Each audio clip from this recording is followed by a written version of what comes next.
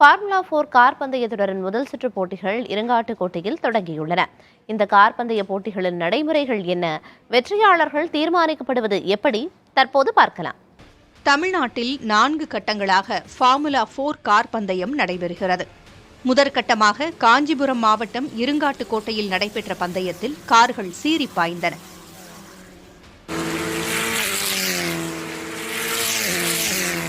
August 31ஆம் தேதி முதல் செப்டம்பர் 1ஆம் தேதி வரை தீவுத்திடல் மைதானத்தை சுற்றி ஃபார்முலா 4 கார் பந்தயம் நடைபெறவுள்ளது.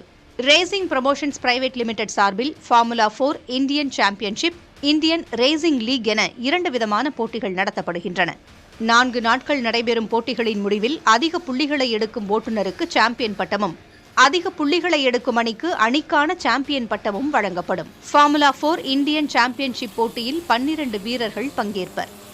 25 நிமிடங்களின் முடிவில் வீரர்கள் முடிக்கும் இடங்களை பொறுத்து ஒவ்வொரு சுற்றுக்கும் புள்ளிகள் வழங்கப்படும். இந்தியன் ரேசிங் லீக் போட்டியை பொறுத்தவரை IPL கிரிக்கெட் தொடர் போன்று 6 அணிகள் பங்கேற்கும். ஒவ்வொரு அணியிலும் ஒரு பெண் உள்ளிட்ட 4 வீரர்கள் இடம்பெறுவர்.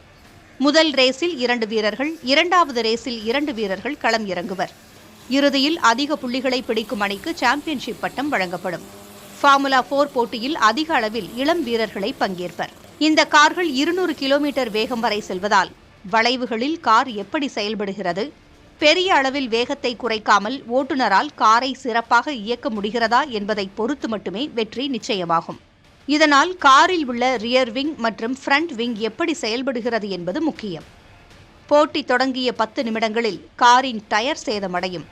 அப்போது அந்த காரில் ஏற்படும் அதிர்வுகளை எப்படி ஓட்டுநர் கட்டுப்படுத்தி ஓட்டுகிறார் என்பது இந்த போட்டியின் முக்கிய கூறுகளில் ஒன்று. புதிய தலைமுறைக்காக சந்தானகுமார்.